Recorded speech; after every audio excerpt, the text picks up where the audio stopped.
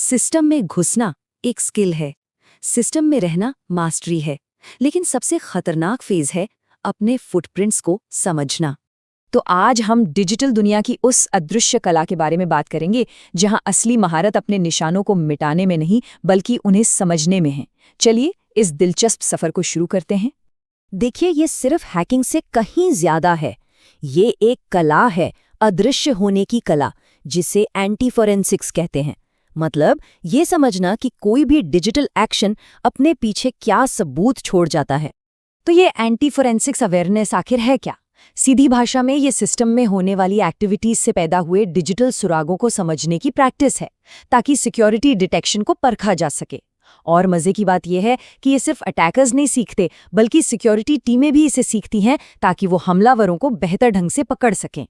अब इस खेल का मास्टर बनने के लिए सोच में एक बहुत बड़ा बदलाव लाना पड़ता है।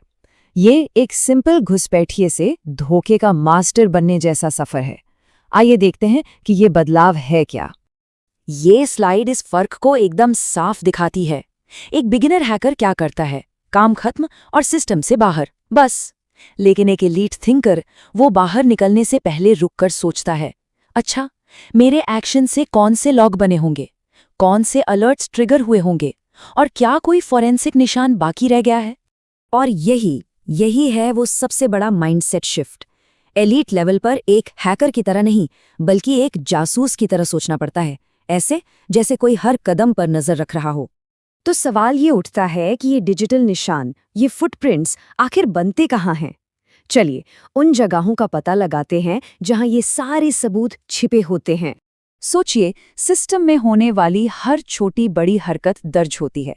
कब लॉगिन हुआ, कौन से नेटवर्क कनेक्शंस बने, कौन से प्रोसेस एक्टिव हुए, या फिर किस फाइल को एक्सेस किया गया।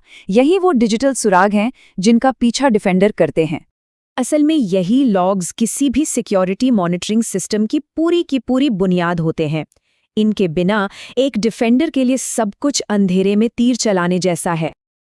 अब इन निशानों को खोजने के लिए सिक्योरिटी प्रोफेशनल्स के पास अपने खास टूल्स भी होते हैं, जैसे स्प्लंक जो लॉग्स की निगरानी करता है, वायरशार्क जो नेटवर्क ट्रैफिक का एनालिसिस करता है, और ऑटोपसी जो फोरेंसिक जांच में मदद करता है। और यहीं से शुरू होती है असली जंग, एक शैडो और एक डिफेंडर के बीच। ये एक अदृश्य युद्ध है जो हर पल हर सेकंड डिजिटल दुनिया में लड़ा जा रहा है। डिफेंडर की भूमिका सिर्फ बैठ के इंतजार करने की नहीं होती, वो सक्रिय रूप से थ्रेट हंटिंग करते हैं। मतलब नेटवर्क में छिपे खतरों को प्रोएक्टिवली ढूंढते हैं। वो असामान्य लॉगिन टाइम या अजीब नेटवर्क बिहेवियर जैसे सिग्नल्स की तलाश में रहते हैं। ये स्लाइड इस दिमागी शतरंज को बहुत अच्छे से समझाती है। शैडो का मकसद होता है नॉर्मल एक्टिविटी में घुल मिल जाना और शोर कम करना, ताकि किसी का ध्यान न जाए। वहीं डिफेंडर का मकसद ठीक इसका उल्टा होता है, असामान्यताओं को पकड़ना और अपनी विजिबिलिटी बढ़ाना। ये सच में एक अदृश्य युद्ध है जहां हर एक चाल बहुत मायने रखती है। लेकिन रुकिए, इस ज्ञान का इस्तेमाल हमेशा बुरे कामों के लिए नहीं होता। एथिकल हैकर्स इसी डार्क आर्ट का इस्तेमाल अच्छे कामों यानी डिफेंस को मजबूत करने के लिए करते हैं। चलिए जानते हैं कैसे। एक एथिकल हैकर शैडो की तरह सोचकर किसी कंपनी के डिफेंस को परखता है। वो ये देखता है कि लॉगिंग कितनी मजबूत है, मॉनिटरिंग में कहाँ-कहाँ गैप्स हैं, और किसी हमले का पता चलने में असल में कितना टाइम लगता है। उनका मिशन कंपनी के उन ब्लाइंड स्पॉट्स को उजागर करना है जो किसी को नहीं दिख रहे। क्योंकि आज की मॉडर्न सिक्योरिटी का असली हीरो सिर्फ बड़ी-बड़ी दीवारें खड़ी करना नहीं है, बल्कि खतरों को पहचानने और उनका पता लगाने की काबिलियत है, डिटेक्शन कैपेबिलिटी। लेकिन अब एक बहुत जरूरी सवाल उठता है, इन तकनीकों का इस्तेमाल या इनकी प्रैक्टिस करना कानूनी कब है?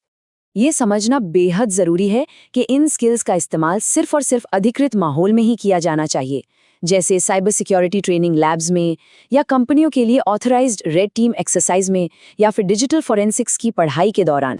मिशन हमेशा बचाव को बेहतर बनाना होता है, जवाबदेही को मिटाना नहीं। ये एक बहुत बड़ी और महत्वपूर्ण लाइन है जिसे हमेशा याद रखना चाहिए। तो जैसे जैसे शैडो सीखता है, वैसे वैसे डिफेंस भी सीखता है। और यही इस पूरे विश्लेषण का सार है। शैडो जितना स्मार्ट होगा, डिफेंडर उतना ही पावरफुल बनेगा। ये एक दूसरे को बेहतर बनाने का एक कभी ना खत्म होने वाला सिलसिला है। हैकर का सफर यहाँ खत्म नहीं होता, बस लड़ाई का मैदान बदल जाता है। क्या होता है जब हमला सिस्टम से निकलकर पूरे नेटवर्क पर होता है? खैर, इस पर बात करेंगे अगली बार।